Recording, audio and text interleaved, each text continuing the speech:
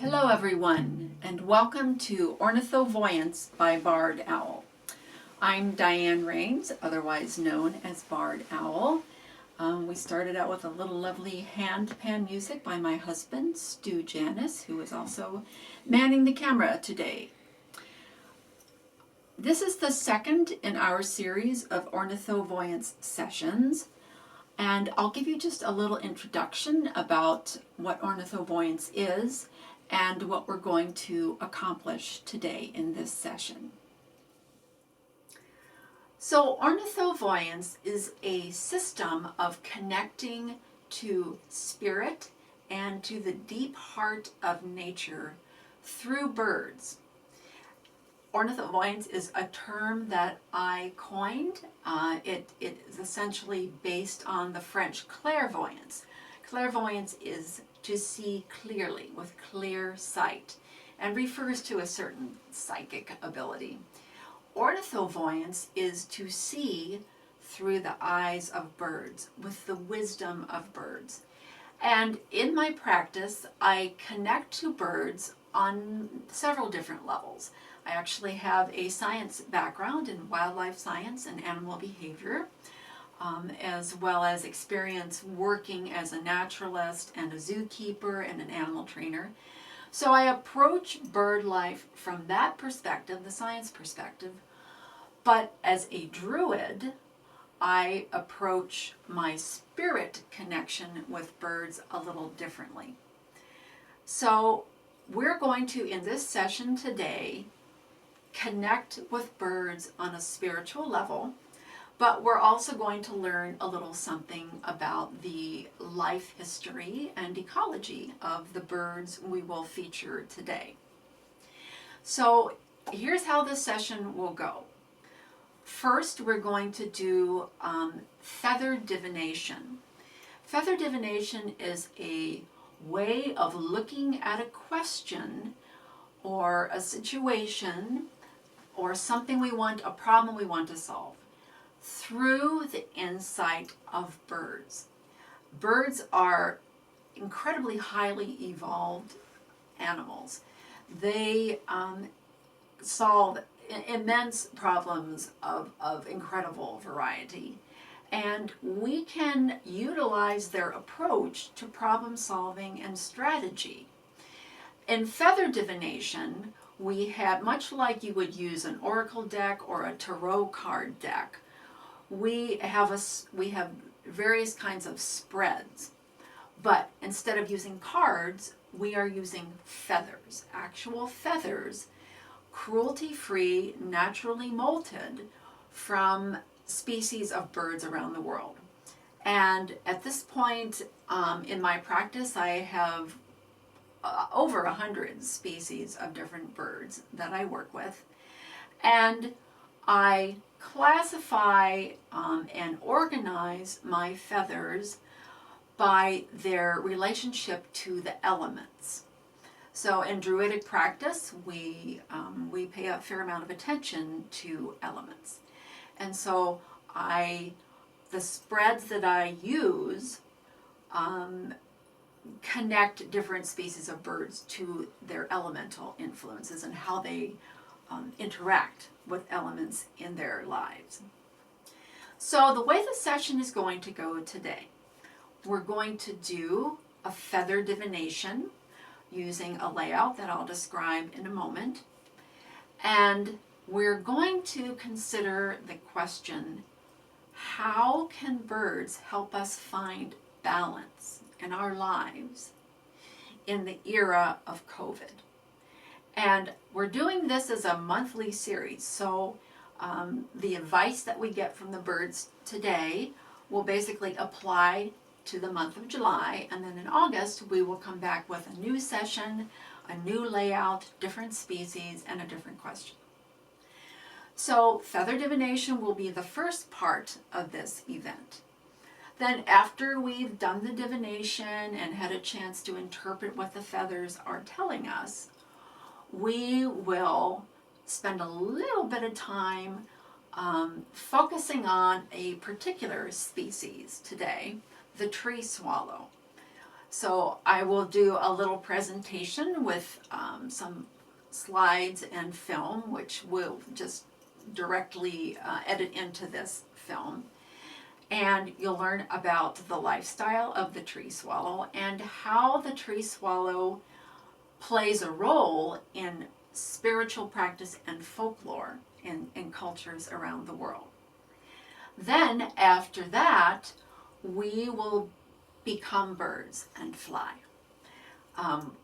We do this in our imaginations through a guided visualization meditation. And in that meditation, I will walk you through becoming a tree swallow and feeling that exhilaration and freedom of flight. And just as a disclaimer, I will say at the beginning, though in shamanistic practices, it is sometimes thought that when you shapeshift, you actually take the body of an animal and leave yours behind. We are not claiming or aiming to do that today. This is a flight of the imagination. We are going to stay human in our bodies, but our minds will feel what it's like to be a bird. And since we're going to be in our human bodies, I recommend nobody jump off of anything high. Just saying. All right, so we're going to begin with feather divination. Today we're going to be working with two feather layouts. We'll start with what I call the Elemental Wheel of the Year layout. It's essentially like the Wheel of the Year that we know from our holidays and sacred days. And each point on the wheel represents an element, or the cross-quarter points are actually multiple elements that influence the species and feathers that we have represented here. So we're starting with 10 feathers. And then we're going to have a diviner feather that will then choose 3 of the feathers in our original layout. And those 3 feathers, we will then be making a fantail layout. So essentially we'll go from 10 to 3, and the final layout of 3 represents the tail of a bird. And when we get to that point, we will interpret what these feathers can tell us about our question. The question again is, how do we find and practice balance in the time of COVID, and particularly this month coming up in July? And before we actually let the diviner feather choose the tail spread feathers, we'll just kind of center ourselves. I'll do a little cleansing of the space with my my Firebird smudge fan, although I don't actually use sage or any kind of smoke or incense when I smudge because I'm allergic to those things. But we use the energy of Firebirds, and the species in this fan are all associated with the phoenix legend, these different species. All right, so to start, let's just take a look at the feather layout here. And so here's how it's set up. Each feather is from a different species of bird from around the world. So we have a species representing earth, air, fire, and water. And then the in-between points are species that have close associations with multiple elements in between the main elements. In the center, you'll see we have 2 additional feathers. And I consider these elements as well. This feather I call the shadowling feather. It represents shadow, And I think of shadow as another element. It's really not made up of any of the other elements. It is unique unto itself. This feather represents the spirit. So this is spirit element.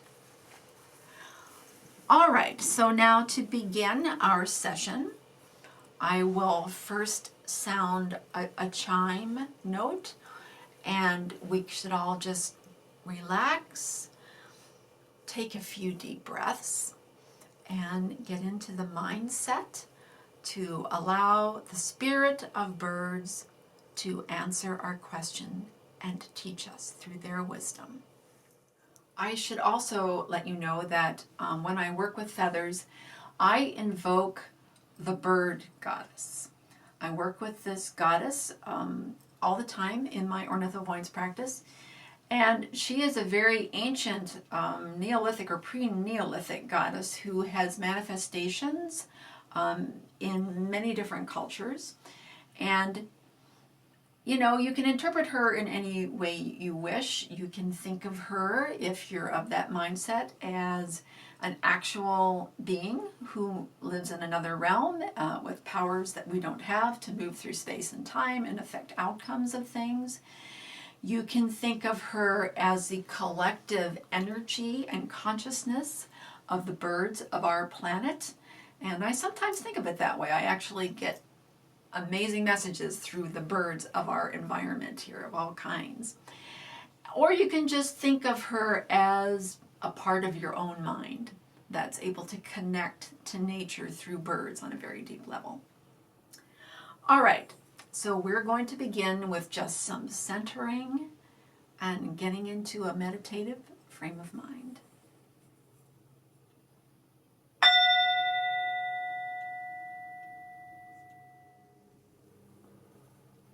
Feather of fire, feather of dawn, banish the darkness as we venture on. May the bright light of insight, like rising birds, sing. Feather of fire within us, take wing.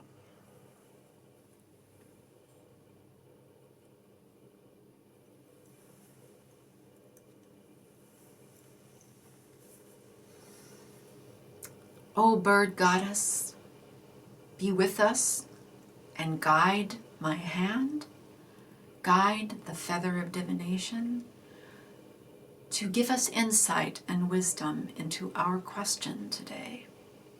How are we humans to find balance in the time of COVID as birds find balance in their lives and in the air? Now the diviner feather will choose our first tail feather. The diviner feather that we are using today has a very special connection to our species of interest today, the tree swallow. Here on our wildlife sanctuary, we have several nest boxes, and every year we have a new generation of tree swallows that nests there and raises their children. The tree swallows line their nest with feathers that they gather from the environment. This feather is from a wood duck, and our tree swallows gathered this themselves from a little wetland across the street from where our property is.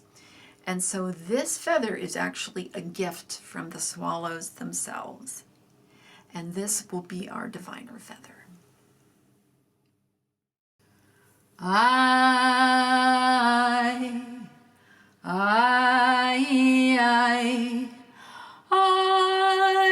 will be heard. I am the bird.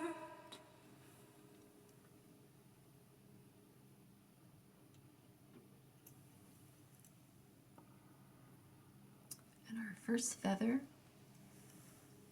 is this one. We will set it aside and choose the next feather. I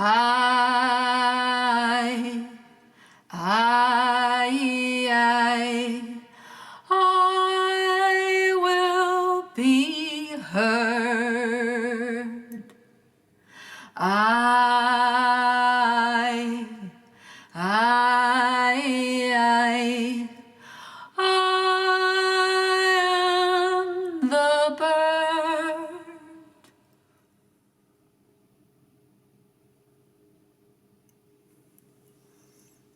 The feathers, the veins of this feather are touching the shadow feather. One more feather. I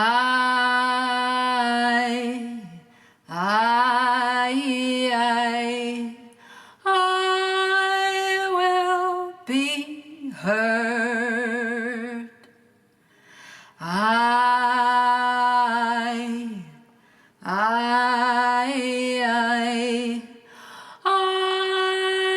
am the bird.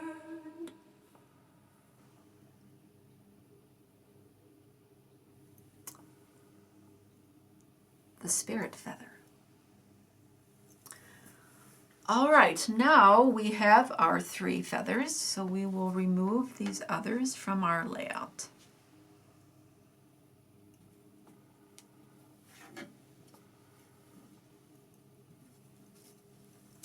And we are going to build a bird tail,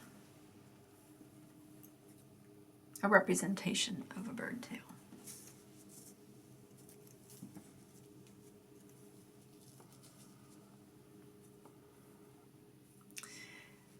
And I want to tell you a little bit about the bird tail and how it functions. So I'm going to tell you a little bit about how a bird's tail works and how that can be applied to the lessons that we can learn from this feather spread that we've chosen. A bird's tail is a remarkable feat of aerodynamic engineering. Along with the wings, the feathers in a bird's tail are among the flight feathers. And in most birds, there's 2 central feathers and then 4 pairs on the sides. So most birds have 6 pairs of tail feathers. The scientific name for tail feathers is rectrices.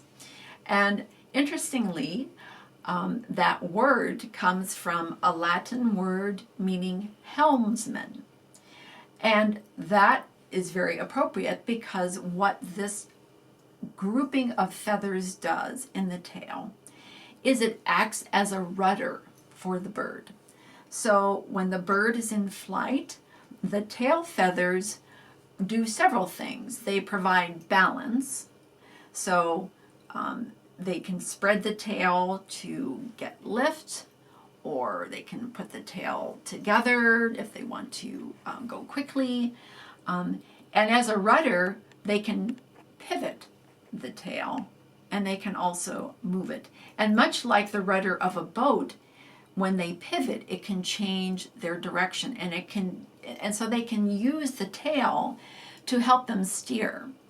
And it is very quickly responsive. So if a bird needs to suddenly change direction, they can just tilt or pivot their tail feathers.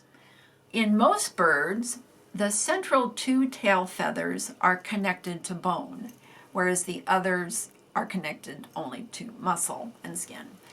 And the central feathers then are the anchor point of the rudder, like where the rudder would attach to a boat, so that's the anchor point. So now we'll interpret what this means for our question. All right, so now we will interpret the lessons that can be taught to us by the species these feathers came from. So the center feather in our tail spread, the anchor feather, is from the mourning dove. This is a species that's native to where Stu and I live in Wisconsin. And by the way, many species, most species of birds that are endemic to North America or who migrate here, it is illegal for me to own those feathers because they are protected by the Migratory Bird Treaty Act. However, birds that are also used as game birds are okay to own, and in some places, sadly in my opinion, the mourning dove in the United States is hunted as game. But we leave that aside and we'll talk about the mourning dove's role in our spread here. So doves around the world are very symbolic and have been thought of as connecting to spirit in many cultures. From Christianity, where from Noah's Ark, the dove was sent out to find land, to the Native Americans who considered the mourning dove to be a messenger from the Great Spirit to humans. And universally, the dove is associated with peace. So let's think about how this applies to our question. How do we find balance in the time of COVID? In addition to its sort of spiritual and cultural associations, mourning doves are monogamous birds. They mate for life and they are absolutely devoted to each other. They communicate in many ways. They have a lot of different body postures they do to communicate their feelings. And I think the idea of fidelity and devotion, we can think about how that might apply to finding balance in our lives. And I think there will always be an importance to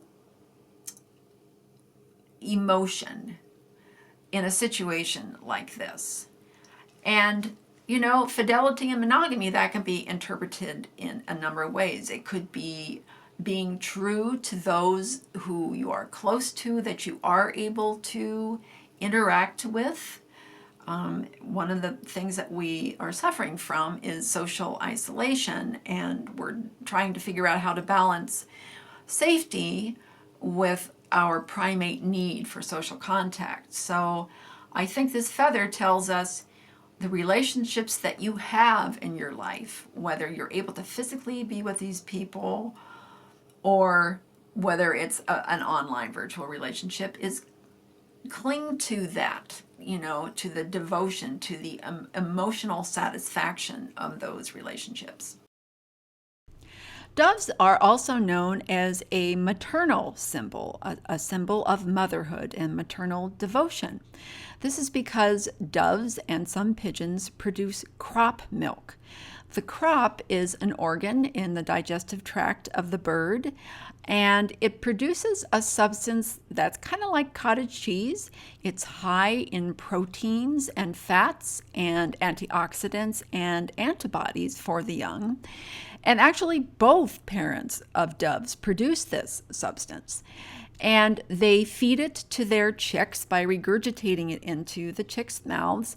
And the chicks feed exclusively on this for the first 5 or 6 days of their lives. And so this devoted feeding from their own bodies gives doves this maternal and nurturing association.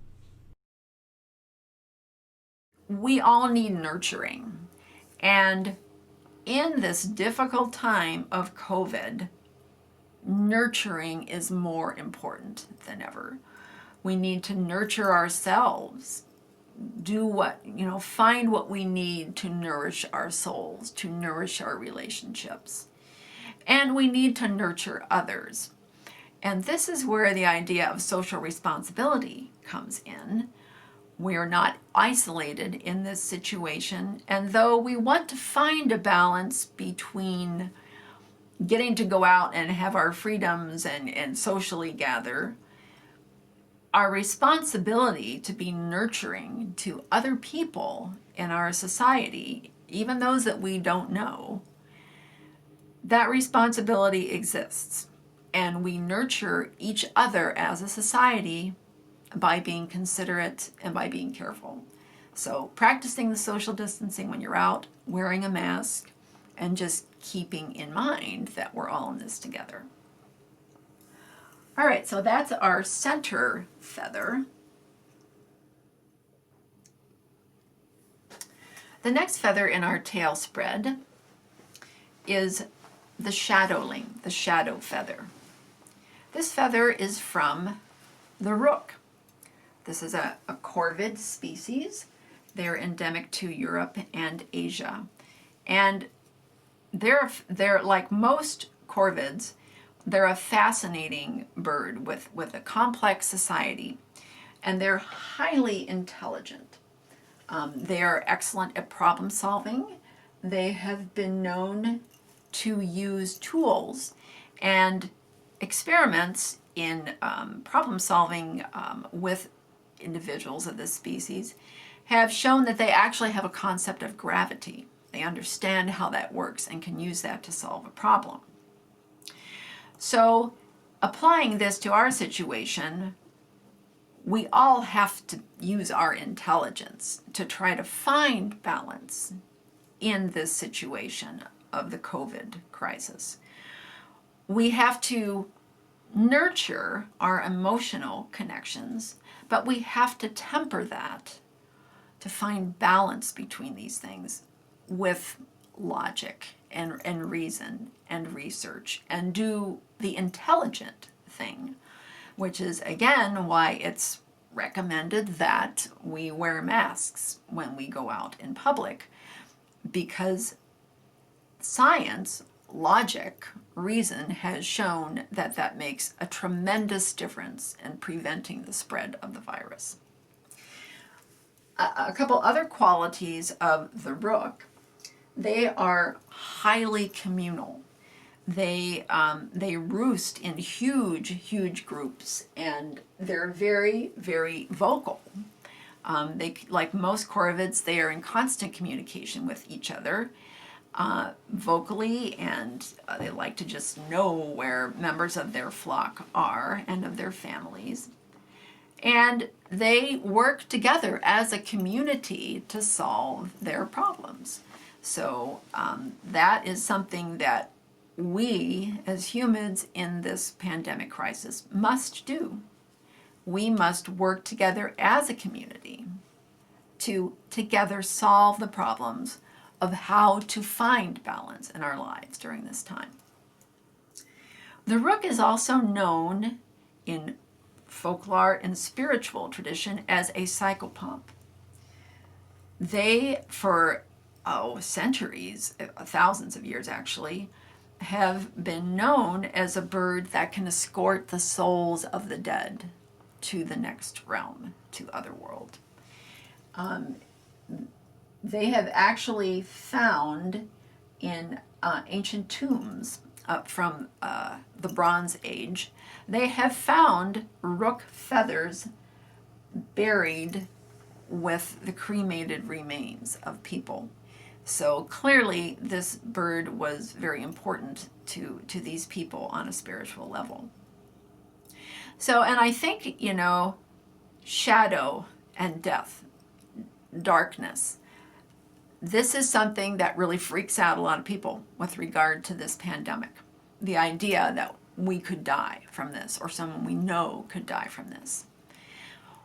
But I think the rook also teaches us that we don't need to be terrified of that prospect, because the risk of death is tempered or balanced by how we are living our lives. And people will die, and there will be grief, and we will have to deal with that. But we also have the ability to control our own lives to a large extent by being intelligent and community-minded. All right, So we have one more feather to talk about here, and then we'll move on to the second part of our program today. Our third feather here is a flamingo feather from a species called the greater flamingo. This species is endemic to, actually it's pretty widespread to the south of Europe, to the coasts of Africa, to the Middle East, to Sri Lanka. It's fairly well widespread. This bird, the flamingo, has two very strong elemental associations. One is the element of water, because they are known as water birds, shorebirds. They feed in water. They have beaks that are sieves that are designed to filter. They actually scoop up mud and water, and then they filter through that and find what they like to eat, little crustaceans and fish. And so they have a strong association with water from that aspect. They also are very closely associated with the element of fire. And this is quite interesting because those would appear to be opposites on the surface. So the word flamingo comes from some Latin root, which I don't have in my head at the moment, but it's related to flame. And the reason that flamingos were thought to be related to flame, or they were actually thought of as firebirds, is because people who back in the old days didn't know very much about the lifestyle of these birds. When they would see, particularly in Africa, when they would see a huge group of flamingos, and they do, especially in Africa, tend to congregate in very, very large groups in bodies of water. The sight of hundreds or thousands of flamingos on the very flat savanna with the lake shore, and the heat, the shimmering heat waves. From a distance, it looked to observers like these birds were on fire, that these birds were literally rising from flames, from the sands of Africa in flames. So this is both a water bird and a fire bird. And that's, again, speaks to the question of balance. You know, COVID is very fiery. It's incredibly infective. It's very powerful. We now know that it can basically not only kill through respiratory distress, but it can basically consume any organ. It can travel in the bloodstream, and people can die later even from organ damage. So there's a fire aspect to this virus, and people are kind of passionate about how they're going to behave during this, either behaving for the good or behaving like lunatics and running around doing what they want, going to bars. And anyway,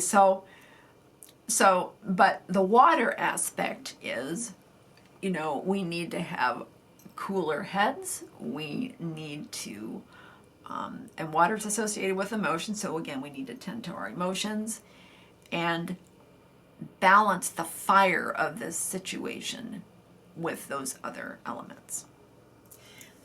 A couple of other traits of the flamingo. They are very long-lived. They can live to be up to 70 years old in the wild, which is pretty amazing for a wild bird. And so that is kind of a ray of hope, I think. This very long-lived bird coming up in our layout here, our tail spread, to offer balance in the time of COVID. Just knowing that, you know, we're not all going to succumb to this. And some of us are going to, especially if we're careful and intelligent and tend to our nurturing needs to ourselves and our community, we may live very long and fruitful lives. And so I think that is quite a lovely message from this species. All right, well, that kind of concludes the feather divination portion of the program. So now what we're going to do is we're going to take a look at our featured species, the tree swallow. And I, by the way, can't have actual swallow feathers because they are protected by the Migratory Bird Treaty Act. But I know them quite well. And so now we will connect with the tree swallow. And we're going to start with a little film and slideshow presentation, which you can watch, which will tell you a little bit more about this species and how they live. And then we'll come back and we will do our shape-shifting meditation. All right, see you soon. The tree swallow is a lovely little bird. Males and females are similar in appearance. The males have a little brighter plumage, but they both have an iridescent sheen to their feathers. And the males have a little bit longer wings, but they both again have very pointed wings, and that helps them with expert flight. The tree swallow is one of 8 species of swallows native to North America, and this is the only continent where they breed. They breed in their summer range, which is about the northern half of the United States and into Canada. They breed about as far north as the tree line goes. Then they migrate long distances in huge numbers down to northern Central America, Mexico, the southern coast of the U.S., and into the Caribbean islands. The tree swallow is so named because their nests are placed inside cavities of trees when trees are available. And they're not capable of excavating wood like woodpeckers. They can't, their beaks are not designed for that kind of heavy use. They're actually designed to catch insects, which is what they do best. So the tree swallow, when it nests in trees, has to find a hole that was abandoned by a woodpecker or some other cavity nesting bird. But in the United States, many tree swallows, most probably, actually nest inside man-made boxes. And they prefer the same kind of nest boxes that bluebirds use. On our wildlife sanctuary here, we have several nest boxes. This is Tor near his box. And the box is roomy enough for a small nest, and we maintain this with cameras so we can be sure the birds are safe inside. The female gathers grass, dried grass, for her nests, and here we see Thomasina, Tor's mate, bringing grass into the nest box.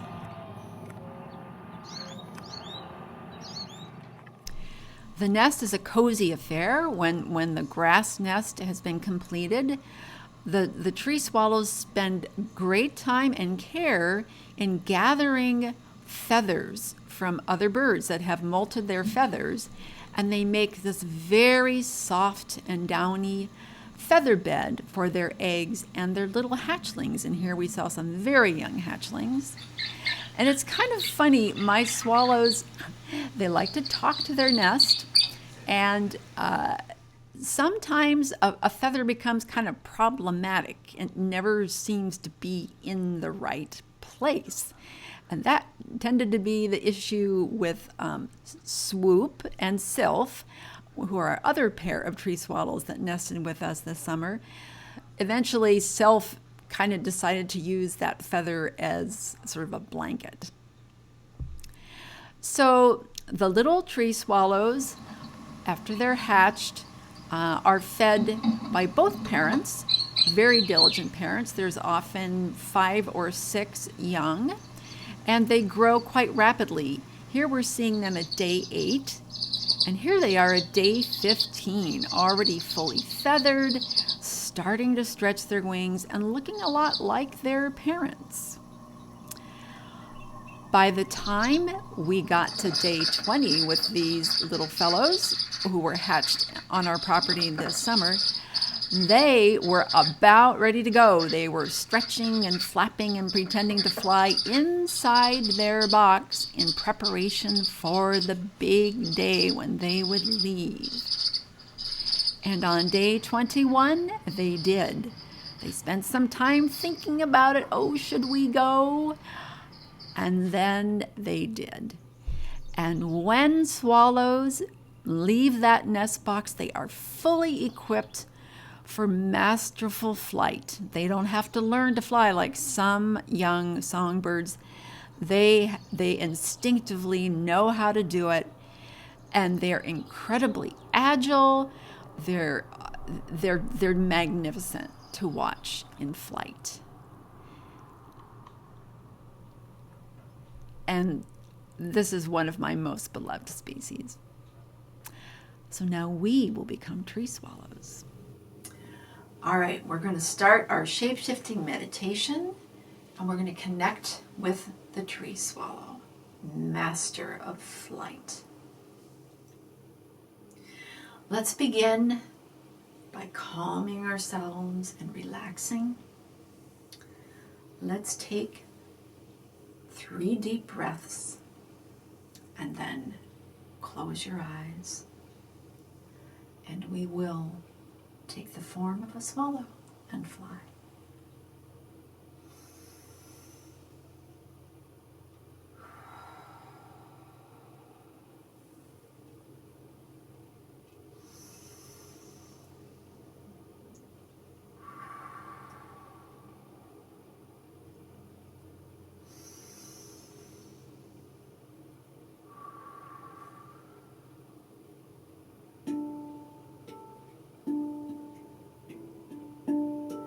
You are in a dark and cozy space.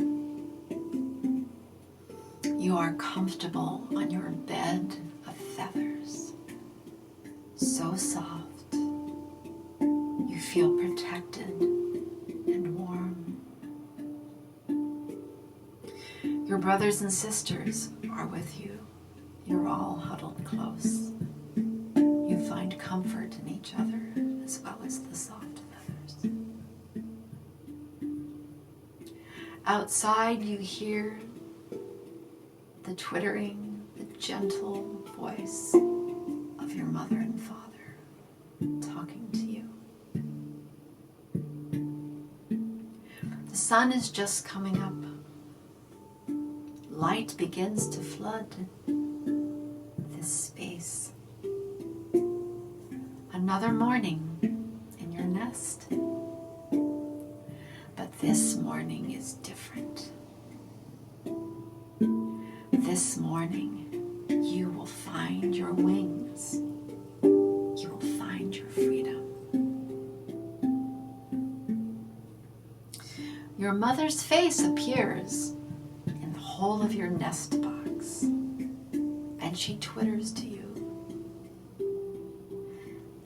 And then you see her leave, and you see her take wing. And you feel within you an urge that you have been gradually building up in the past days. You have been in the comfort of your box and your nest. You have stretched your wings, and you have practiced flight. You have practiced beating your wings, moving the air. But until this day, you have always settled back down and stayed hidden within that nest box. But this is the day. This is the day you become a true swallow. This is the day you fly. As you watch one by one your siblings go go to the hole at the opening of the box, the doorway, and leap out and disappear from sight.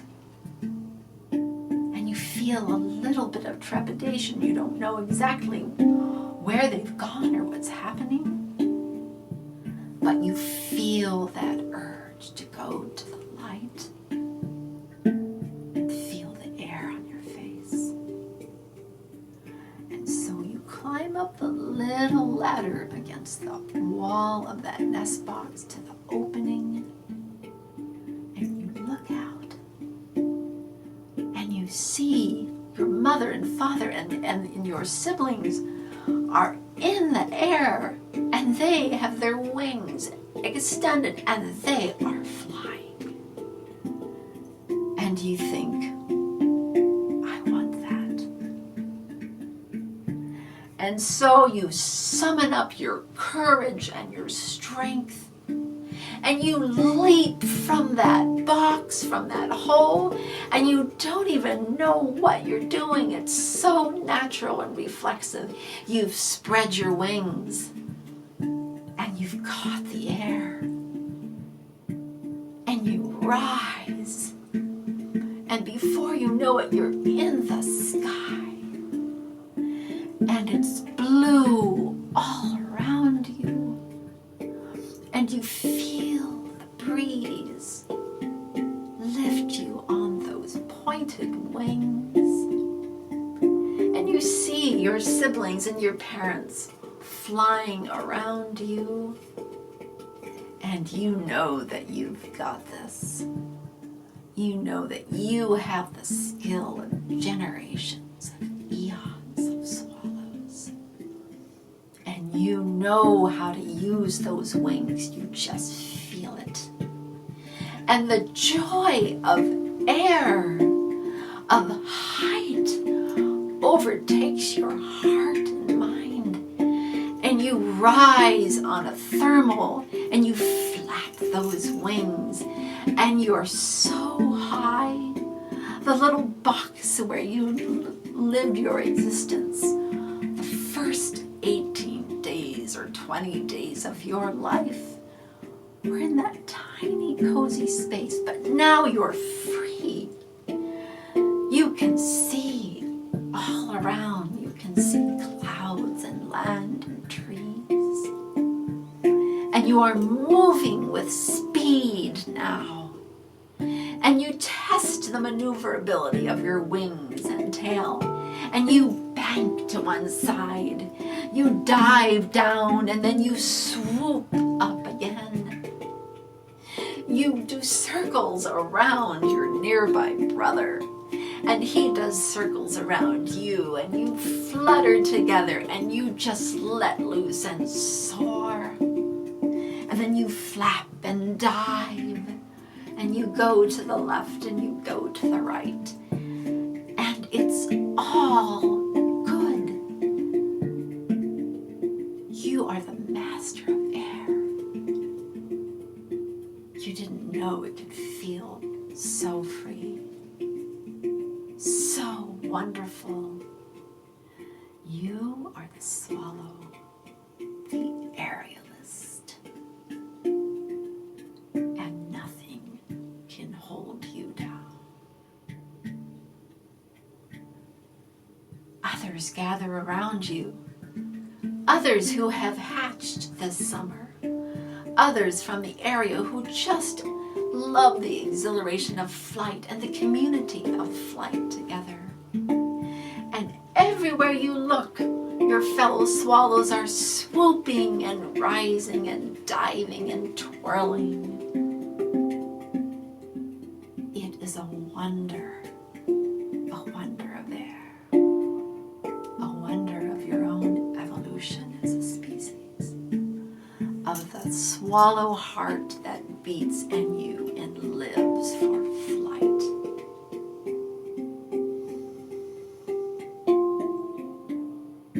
And now, stay in your swallow mind. Feel your wings still, but open your human eyes and look at the picture before you. see and feel the joy of flight.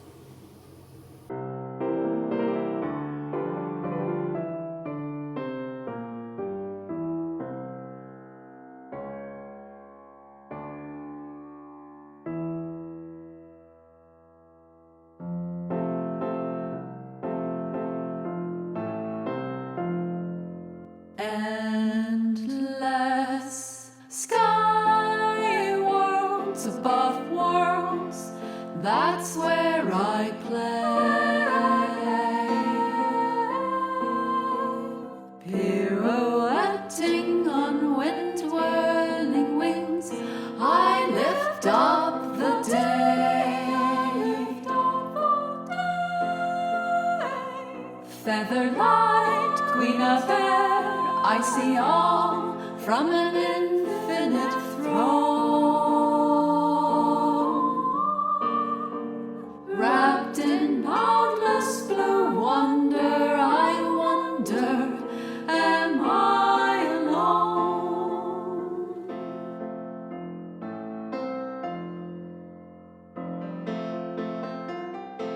Swoop up and down,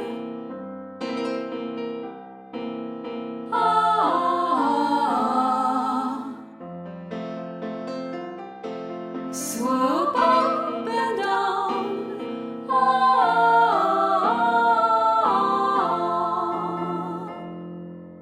I'm a dart launched to the heart of the atoms of breath, with a skill made by eons of life on an aerial quest, skipping up and down, weightless and free, I'm the bright atmosphere.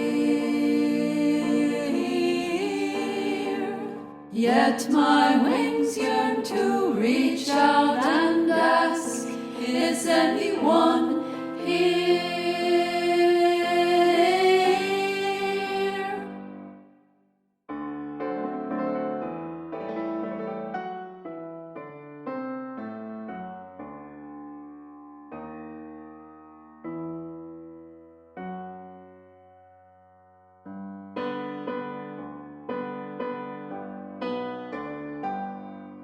Tumbling to snatch the breeze, like acrobats on a trapeze. Nothing holds us to earth. Each flight is like a rebirth. Cloud dancing way to way, we wouldn't paint what our hearts sing. Spectacular love affair, story told in the air. Our fairy tale thrives across skies made for you and me in free fall ecstasy. All our lives.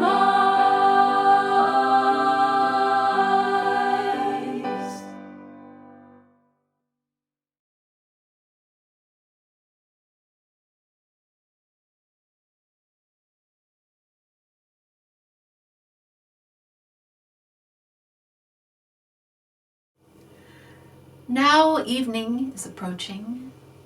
You've enjoyed your time on the wing. And you think, are we going back to our box? No, we are too free for that now. So you gather with your family and you fly to a tree where you and your neighbor swallows will rest for the night. And tomorrow, a new day will begin. And once more, you will spread your wings and fly. All right, open your eyes now. Rub the palms of your hands together to ground yourselves. Come back to your human perception. I hope you enjoyed that visualization, that feeling of flight. And I hope that you've enjoyed learning a little bit more about the swallow, a remarkable bird. We will be doing another Ornithovoyance session in about a month with a different bird, a feature bird, and a different feather layout and a different question. You can learn more about Ornithovoyance at our website, ornithovoyance.com, and we also have a Facebook page, Ornithovoyance on Facebook, and we invite you to check that out, and we'd be grateful if you'd like the page. And we also have a shop on Etsy, Ornithovoyance, and we are just starting to kind of fill out some of the products there. But I would like to let you know that we are available to do individual Ornithovoyance sessions, Feather Divination sessions, and guided meditation for you. If you would like to have a personal divination session, you can buy that from our Etsy shop. And we also have some music there. Stu and I, as a band, Neptune's Keep, do all original music. We have several bird songs, and more are on the way. Our next album is actually going to be completely devoted to my original songs about birds. And I will be making feather spirit bird necklaces with real feathers from spirit birds from around the world, and amulets with also feathers and art. So thank you very much for coming today. We hope you enjoyed it, and keep your eye on the sky. There are birds everywhere, and you can connect with them on a spirit level and just enjoy their beauty. So until we see you next time, stay safe in this time of COVID. Stay connected, and above all, stay kind.